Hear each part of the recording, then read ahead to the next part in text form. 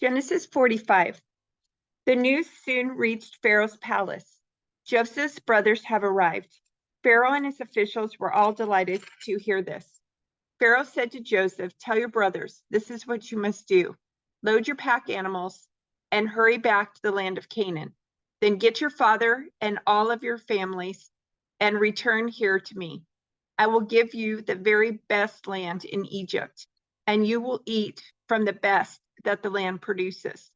Then Pharaoh said to Joseph, "Tell your brothers, take wagons from the land of Egypt to carry your little children and your wives and bring your father here. Don't worry about your personal belongings, for the best of all the land of Egypt is yours." So the sons of Jacob did as they were told. Joseph provided them with wagons, as Pharaoh had commanded, and he gave them supplies for the journey. And he gave each of them new clothes. But to Benjamin he gave 5 changes of clothes and 300 pieces of silver. He also sent his father 10 male donkeys loaded with the finest products of Egypt, and 10 female donkeys loaded with grain and bread and other supplies he would need on his journey. So Joseph sent his brothers off, and as they left, he called after them, "Don't quarrel about all this along the way." And they left Egypt and returned to their father Jacob in the land of Canaan. "Joseph is still alive," they told him, "and he is governor of all the land of Egypt." Jacob was stunned at the news, and he couldn't believe it. But when they repeated to Jacob everything Joseph had told them, and when he saw the wagons Joseph had sent to carry him, their father's spirits revived. Then Jacob exclaimed, "It must be true. My son Joseph is alive. I must go and see him before I die." So Jacob set out for Egypt with all his possessions. And when he came to Beersheba, he offered sacrifices to the God of his father Isaac. During the night, God spoke to him in a vision. "Jacob, Jacob," he called. "Here I am," Jacob replied. "I am God, the God of your father." The voice said, "Do not be afraid to go down to Egypt, for there I will make your family into a great nation. I will go with you down to Egypt, and I will bring you back again. You will die in Egypt, but Joseph will be with you to close your eyes." So Jacob left Beersheba, and his sons took him to Egypt. They carried him and their little ones and their wives in the wagons Pharaoh had provided for them. They also took all their livestock and all the personal belongings they had acquired in the land of Canaan. So Jacob and his entire family went to Egypt, sons and grandsons, daughters and granddaughters, all his descendants. These are the names of the descendants of Israel, the sons of Jacob, who went to Egypt. Reuben was Jacob's oldest son. The sons of Reuben were Hanok, Palu, Hezron, and Carmi. The sons of Simeon were Jemuel, Jamin, Ohad, Jachin, Zohar, and Shaul. Shaul's mother was a Canaanite woman.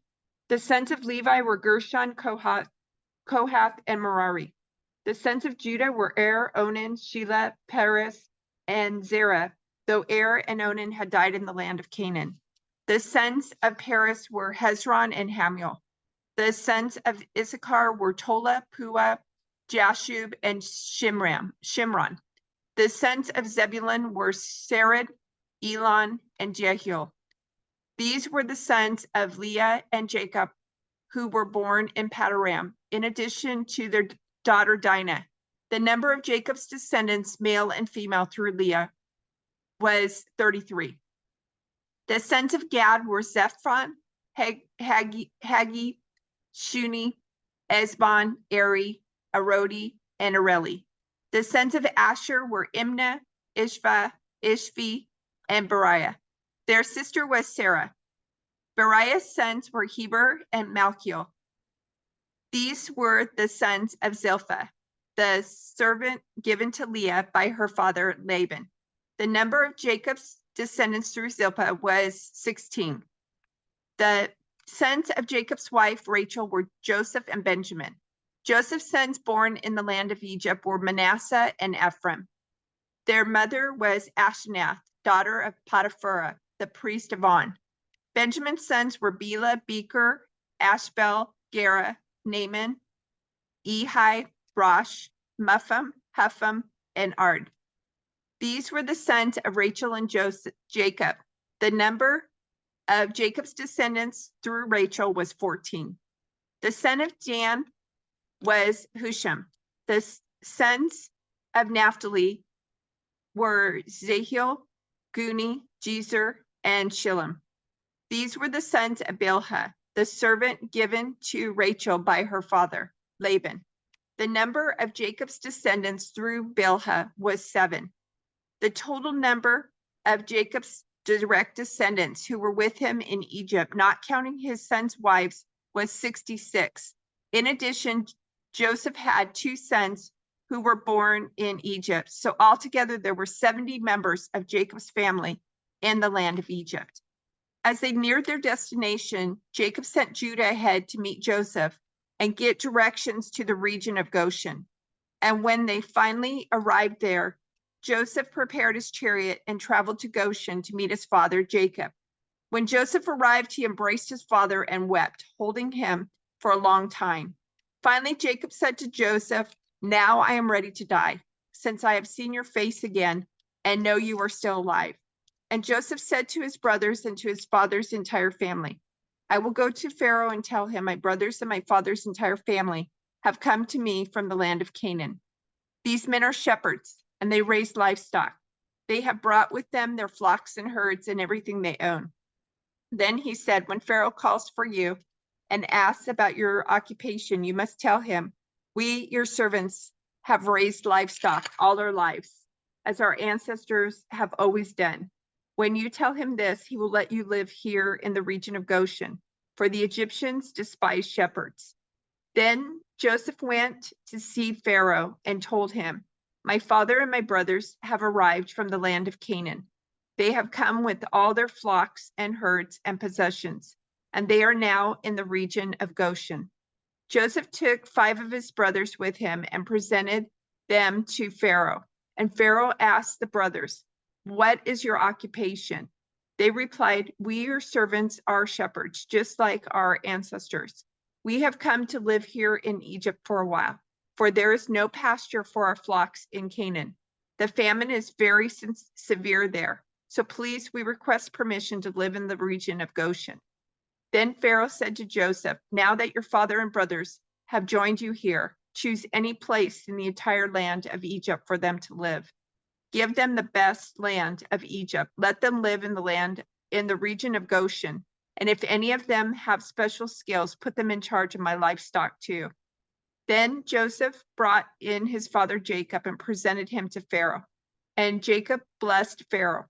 "How old are you?" Pharaoh asked him. Jacob replied, "I have traveled this earth for 130 hard years, but my life has been short compared to the lives of my ancestors."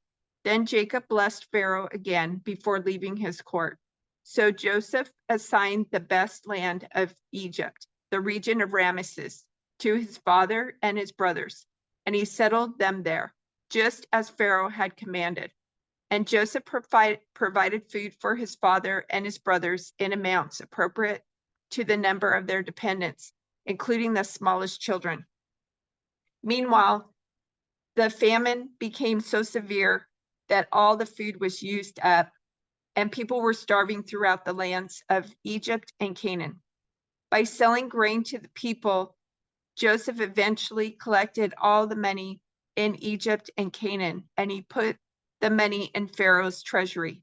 When the people of Egypt and Canaan ran out of money, all the Egyptians came to Joseph. "Our money is gone," they cried, "but please give us food or we will die before your very eyes." Joseph replied, "Since your money is gone, bring me your livestock. I will give you food in exchange for your livestock." So they brought their livestock to Joseph in exchange for food. In exchange for their horses, flocks of sheep and goats, herds of cattle and donkeys, Joseph provided them with food for another year. But that year ended, and the next year they came again and said, "We cannot hide the truth from you, my lord.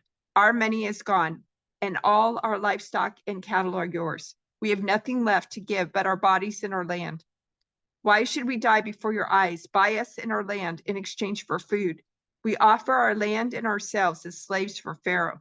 Just give us grain so we may live and not die, and so that the land does not become empty and desolate. So Joseph bought all the land of Egypt for Pharaoh. All the Egyptians sold him their fields because the famine was so severe, and soon all the land belonged to Pharaoh. As for the people, he made them all slaves from one end of Egypt to the other. The only land he did not buy was the land belonging to the priests. They received an allotment of food directly from Pharaoh, so they didn't need to sell their land. Then Joseph said to the people, "Look, today I have bought you and your land for Pharaoh. I will provide you with seeds so you can plant the fields. Then when you harvest it, 1/5 of your crop will belong to Pharaoh. You may keep the remaining 4/5 as seed for your fields and as food for your households, and your little ones. You have saved our lives," they exclaimed. "May it please you, my lord, to let us be Pharaoh's servants." Joseph then issued a decree still in effect in the land of Egypt that Pharaoh should receive 1/5 of all the crops grown on his land. Only the land belonging to the priests was not given to Pharaoh. Meanwhile, the people of Israel settled in the region of Goshen in Egypt. There they acquired property and they were fruitful, and their population grew rapidly.